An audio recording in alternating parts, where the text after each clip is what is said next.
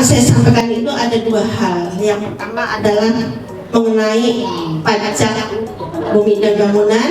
Kemudian yang kedua adalah mengenai perlunya adanya pelatihan ataupun peningkatan kualitas para pendidik guru-guru TPA, karena saya sendiri adalah berkecimpung di guru TPA di tempat saya.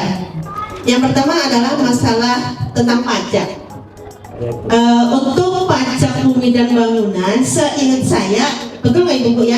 Kemarin tahun-tahun kemarin kayaknya kita gratis ya. Kemudian bulan ini kemarin saya baru dapat tagihan untuk pembayaran pajak ya. Dan ini apakah sudah peraturan baru atau mungkin sudah karena ganti gubernur? Makanya kami mohon ini kalau bisa sesuai dengan tahun-tahun yang lalu, ketentuan yang lalu, kalau nggak salah yang di bawah 100 meter ya.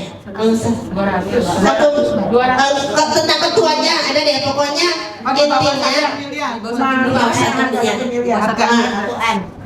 pokoknya intinya tahun lalu kita itu nggak pernah bayar pajak, sekarang kita sudah mulai suruh bayar pajak gitu ya. Yang pertama itu ya, saya mungkin aja karena mungkin di kelurahan yang lain masih banyak aspirasi dan saya juga belum bayar. Ada masih batas waktu kalau salah Oktober atau Agustus. Kemudian yang kedua adalah kita melihat terutama di daerah Jakarta ini adalah banyak sekali bermunculan taman-taman pendidikan, yaitu ini kan termasuk non formal ya, TPA-TPA, di mana menurut saya itu TPA-TPA tersebut itu perlu adanya pengawasan ataupun pembinaan ya untuk peningkatan para kualitas guru-guru yang mengajar ya. Karena saya melihat hampir semua RT, RW, RT masing-masing RT itu ada TPA. Nah disinilah mungkin ada yang sudah terdaftar ataupun yang belum ya. Tapi yang belum pun itu saya pernah nanya juga banyak, dan muridnya pun juga lumayan. Dan disinilah kan ini adalah kan penting banget ya, karena sebagai fondasi anak-anak kita yang masih kecil. Jadi biar para pengajarnya itu dikasih wawasan, dikasih pembinaan yang lebih agar lebih terarah gitu ya. Karena selama ini kan ya sesuai kita aja, sesuai dengan kemampuan apa yang kita dapat, apa yang sesuai pendidikan yang dulu kita dapatkan waktu kecil atau mungkin wawasan yang selama ini kita dapat. Jadi ya udah asal aja, misalnya hanya ngajarin Al-Quran aja. Tapi menurut saya itu perlu adanya pembinaan ya. Mungkin ini nanti bekerja sama dengan untuk RT misalnya, ketua RT-nya ke atasnya lagi, ataupun mungkin setiap DKM atau yang lainnya. Jadi kami mohon, di samping juga itu mungkin perlu adanya juga sebagai imbalan transportasi gitu ya. Tapi itu mungkin yang kalau ada gitu ya. Tapi yang penting adalah untuk peningkatan kualitas para pendidiknya gitu ya. Karena selama ini kan hanya standarnya mungkin sekian, tapi lebih bagus lagi kan kalau ditata kembali para pendidiknya, jadi lebih terarah, lebih berkualitas. Anak-anak kita pun di sekeliling kita itu insya Allah akan lebih berkualitas menuju anak-anak yang soleh dan soleha.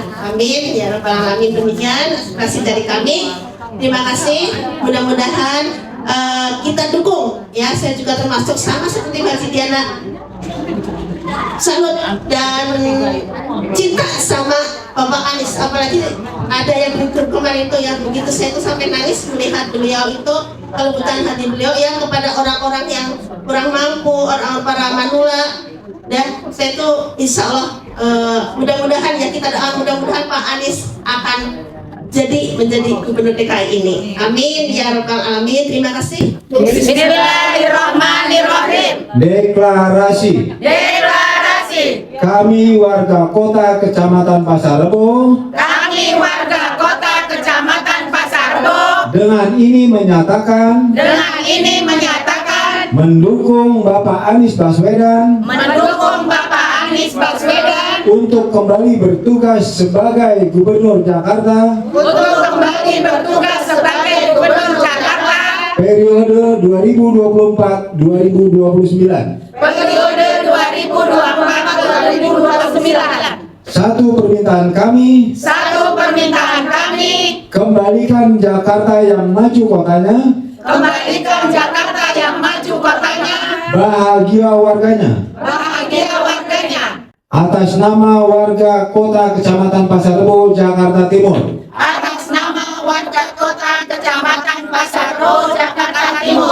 Warga kota, Gubernur Anies.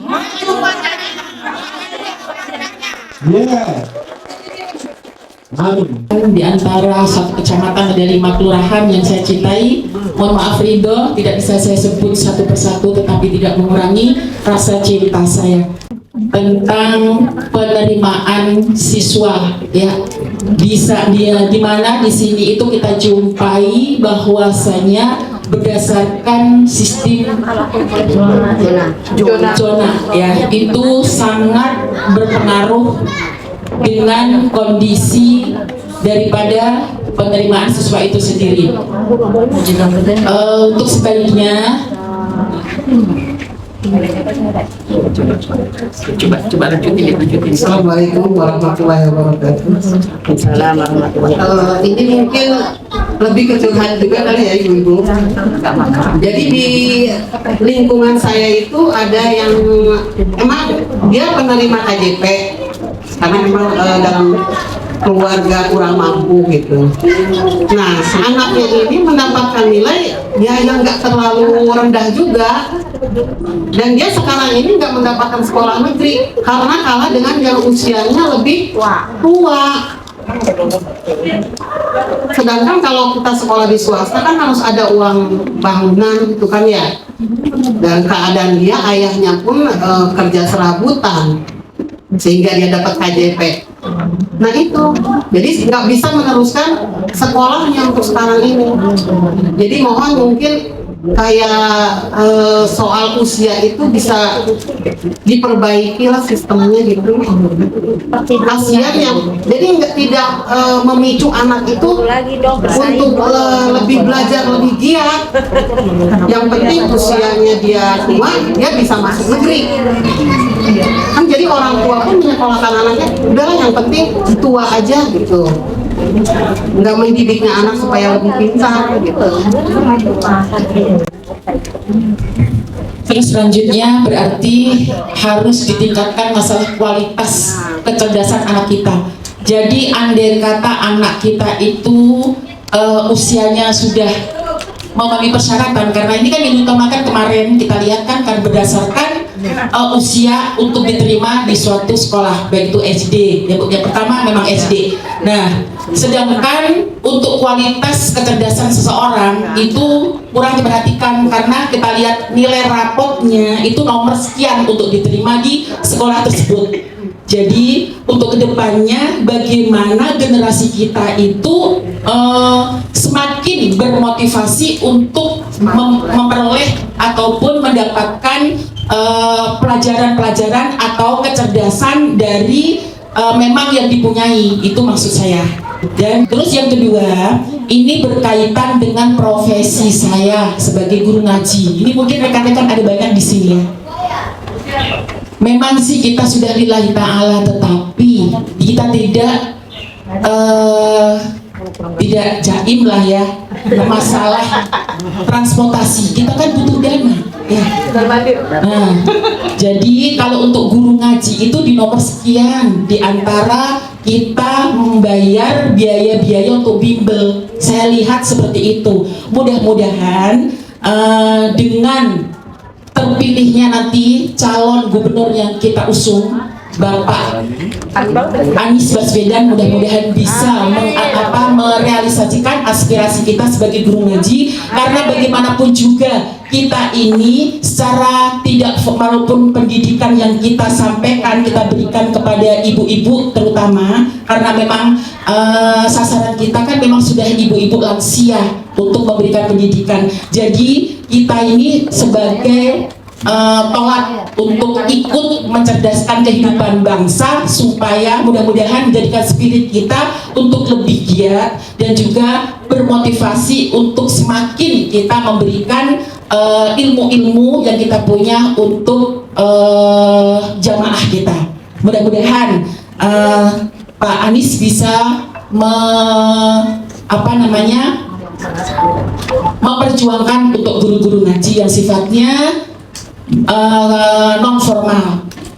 Karena kita lihat pendidik yang lain itu kan memang sudah punya tunjangan ataupun punya gaji. Sedangkan kalau untuk guru-guru ngaji itu sendiri tidak ada. Dapatnya memang lillahi ta'ala, pure dari kadang dari rezeki yang ada, yang sudah diberikan oleh Allah untuk kita semua. Ya, itu aja yang bisa saya sampaikan. Dan tentang kartu penyandang disabilitas Jakarta. Kebetulan saya punya anak disabilitas dari tanggal 1 Maret kemarin di Pakung ya Bu. Terus kita punya grup Rumah Civis Jakarta Timur.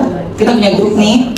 Kebetulan saya juga kecimpung di dalam grup itu penyandang disabilitas. Mereka tuh banyak yang belum dapat kartu penyandang disabilitas Jakarta.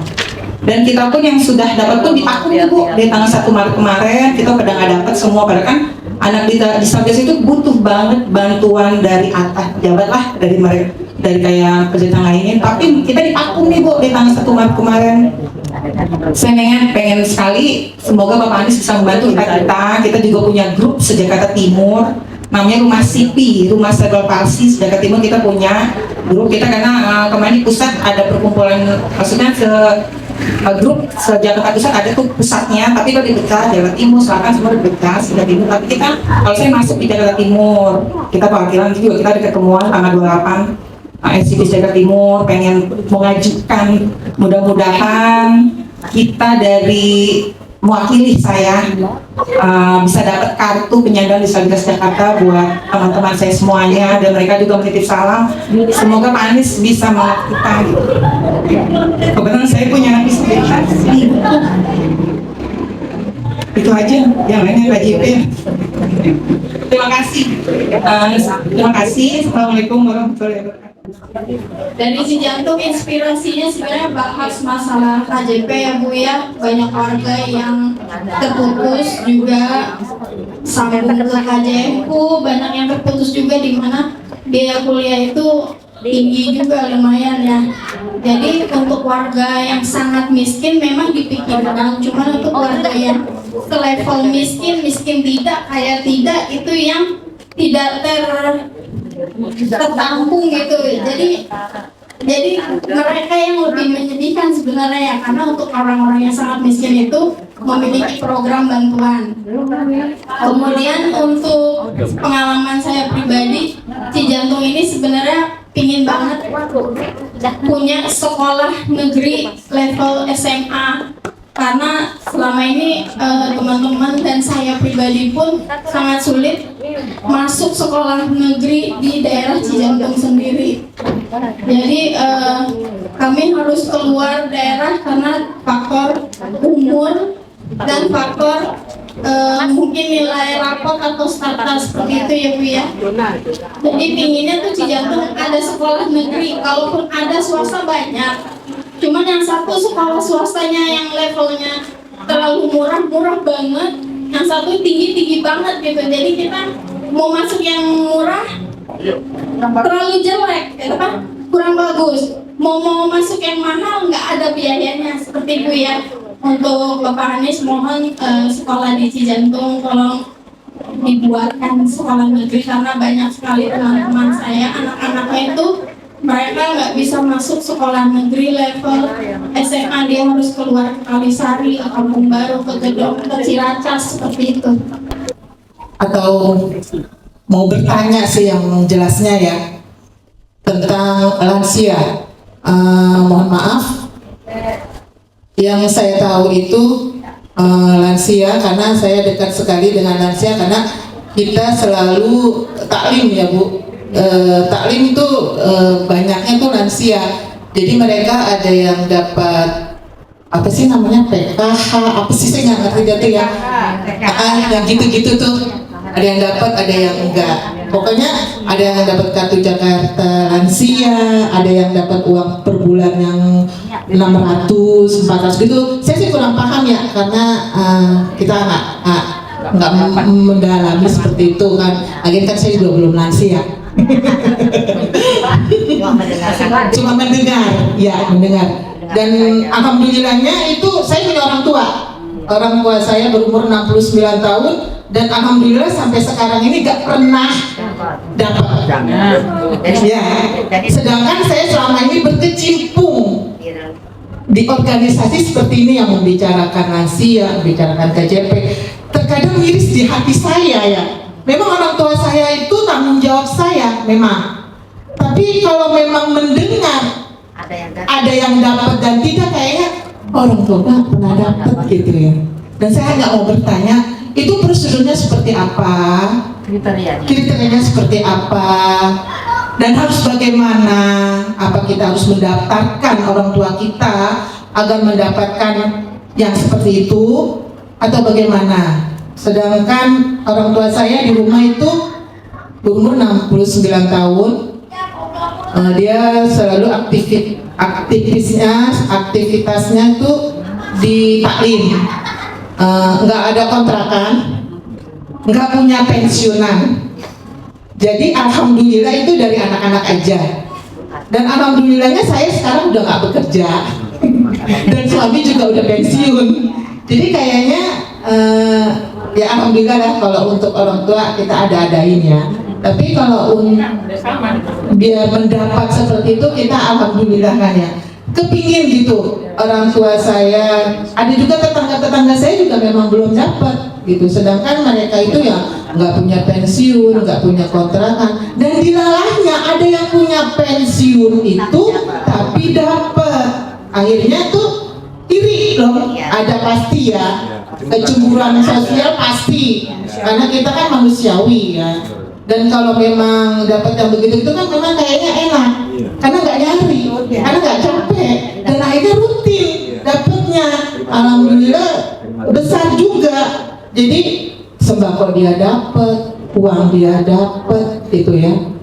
Jadi di situ kok kayak gimana nih? Apa harus perlu kita daftar atau bagaimana? Jadi tolong ya Mbak, ini sih cuma bukan aspirasi lagi ya, bukan, kayaknya curhat, udah semakin mendalam.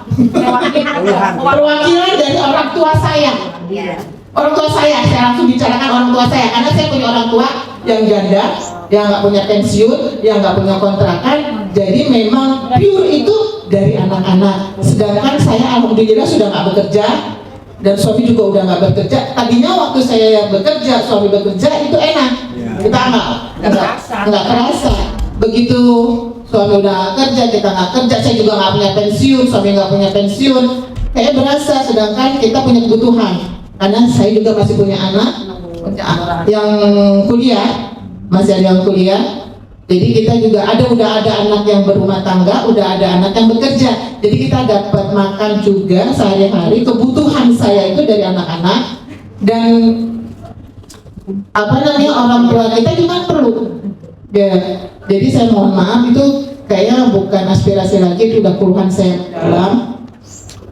Dan semoga direalisasikan dan tolong dibicarakan. Itu udah bukan keluhan lagi, udah bukan aspirasi lagi. Jadi saya mohon maaf dengan Pak Anies. Saya cinta dengan Pak Anies dari awal. Jadi saya pengen nangis ini kalau ngomongin Pak Anies. Karena udah menggebu ya dari dalam hati. Jadi saya berdoa dengan segenap hati saya, semoga nafsu. Semoga Pak Anies jadi pemimpin untuk yang kedua kali ya. Kemarin memang sudah terlaksana Pak Anies, itu alhamdulillah. Walaupun saya tidak merasakan ya bantuan apapun, tapi saya senang karena itu memang sudah pilihan saya.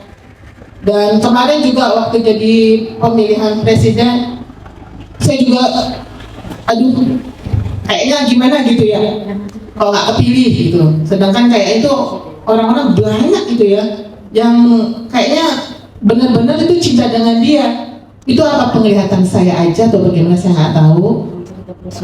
Kita jadi tolong dibicarakan itu keluhan saya. Mungkin ada lagi pendapat dari teman-teman saya, aspirasi dari teman saya. Cukup sekian dari saya akhiri. Assalamualaikum warahmatullahi wabarakatuh. Waalaikumsalam warahmatullahi wabarakatuh. di wilayah Cijantung Barat, Cijantung itu prioritas ketiga ya di antara Kalisari, Pulau Baru itu prioritas ketiga. Jadi kasihan gitu, maksudnya kayak yang udah belajar berjuang mati-matian ujian nilainya bagus tapi kesaing sama yang umurnya lebih tua dan zonasinya lebih prioritas pertama dan kedua gitu. Terus untuk KJP dan KJMU sih, KJP itu adik saya itu saya daftarin dari awal masuk kelas 7 ya, kelas 7 itu banyak banget kendala yang maksudnya tidak transparan gitu. Sebenarnya ini nggak lolosnya itu dari mana gitu loh. Sedangkan secara DTKS saya sudah termasuk penetapan, secara keadaan ekonomi juga layak dan statusnya maaf saya yatim dan saya yatim. Terus tiba-tiba kemarin keluarnya ketika mau lulus SMA. Saya itu lebih ke mekanisme lagi mekanismenya karena tidak ada transparansi. Kira-kira itu kendalanya itu di mana gitu loh. Kok bisa nggak lolos sedangkan teman-teman yang lain lolos gitu. Yang saya rasa mungkin keadaan teman-teman lainnya itu lebih baik mungkin ya, bisa dibilang lebih baik. Terus untuk KJMU, saya penerima KJMU kebetulan yang udah mencoba daftar itu dari awal masuk kuliah dan baru lolosnya itu kemarin semester 4 baru beberapa tahun lalu. Nah itu tuh yang saya rasakan ketika KJMU ini saya tidak merasakan zaman panis ya, cuma lebih tepatnya waktu KJK saya merasakan zaman panis itu mekanisme peraturannya itu sangat mudah dan tidak dipersulit lah kita. Jadi kayak pendaftarannya jelas, sosialisasinya jelas dan bahkan untuk tahap akhir pencairannya itu tidak berbelit-belit gitu kayak sudah bisa dipastikan antara tanggal 1 sampai 5 itu pasti cair, nggak kayak sekarang. Kalau sekarang tuh kayak seolah-olah kita tuh kayak berharap banget, apalagi kayak mahasiswa saya tuh di bulan Juli sampai Agustus itu sebenarnya udah harus bayar UKT ya. Nah, dengan pencairan KJMU yang telat dari timeline yang sudah ditentukan sebelumnya itu sangat mengganggu. Bahkan kemarin tanggal 24-25 itu kami tuh saya ikut audiensi ke DPRD Jakarta. Itu tuh banyak banget keluhan-keluhan yang kayak maaf anak-anak kos yang udah diusir sama ibu kosannya karena udah nggak bisa bayar kos, karena kan mereka juga mengandalkan KJMU itu sendiri untuk kehidupan sehari-harinya. Terus juga kayak misalkan desil sih dulu kemarin itu sempat kan tahun ini KJMU itu di mekanisme pendaftaran itu kita daftar mandiri ya, melalui website P4OP misalnya. Nah itu tuh pas tahap akhirnya itu tiba-tiba kemarin banyak yang diputus, tulisannya tidak layak, terus ada desil-desilan. Sedangkan KJMU itu yang berhak menerima itu desil 1 sampai 4. Tiba-tiba ada yang maaf ekonominya kalangan bawah, tiba-tiba desil 8, desil 9. Nah itu tuh dari mana gitu loh. Ketika kita konfirmasi ke dinas sosial, ternyata dinas sosialnya pun memberikan data bahwa data terbarunya kok ini layak. Ketika sampai di atas pun tiba-tiba tidak layak gitu loh. Nah, ketika audiensi kemarin itu dinas P4OP itu bilang kalau misalkan mereka itu udah mengerahkan pasukan gitu sampai yang paling bawah kayak desa Wisma gitu, melalui kayak Reksosek desil itu, tapi sebenarnya akhirnya desil itu tidak terpakai, cuman tetap banyak aja yang mahasiswa yang diputus KJMU-nya karena tidak layak, padahal ketika mereka konfirmasi ke kelurahan mereka masing-masing, data yang kurang diberikan itu mereka layak gitu loh. Mungkin kayak entah gimana anggarannya ini mungkin yang mau dipotong atau gimana, cuman kalau saya itu lebih ke mekanisme dan kepastian timeline aja sih, karena di zaman sebelumnya itu lebih pasti gitu, jadi kita udah tahu kira-kira kita tuh bakal cair kapan, terus kita juga bisa bisa prediksi biaya, karena kan namanya mahasiswa itu kan banyak yang merantau yang hanya mengandalkan KJMU-nya, yang maksudnya mereka memang punya semangat kuliah tapi ekonominya tidak mendukung. Jadi mungkin KJMU itu harapan yang sangat besar bagi mahasiswa. Jadi menurut saya untuk masukannya itu lebih diperbaiki mekanismenya, kejelasan timeline-nya, jangan kayak diundur-undur terus gitu loh. Sedangkan mahasiswa itu udah banyak yang berharap. Mungkin itu aja sih. Terima kasih. Terima kasih.